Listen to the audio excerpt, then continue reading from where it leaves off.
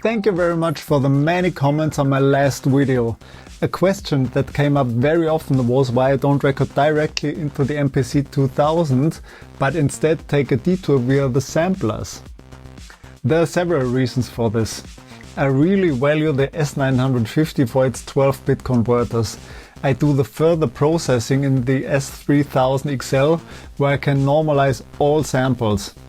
In addition, it has a special function that many people are not aware of. I have the ability to EQ a sample there and write the EQ directly into the sample itself. This is very useful, for example, when sampling from vinyl and wanting to cut the bass.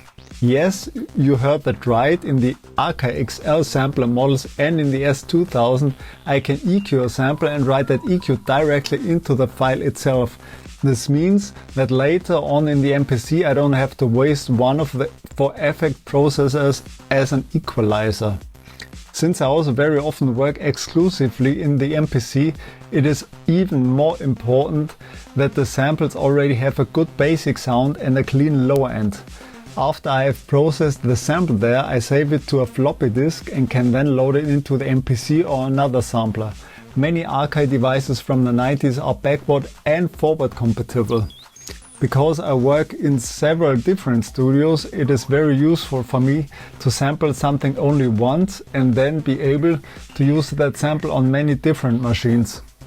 The file I create in the S3000XL can then be used among others in my MPC 2000, MPC 2000XL, MPC 3000, S3200, S1100 and even in the S950.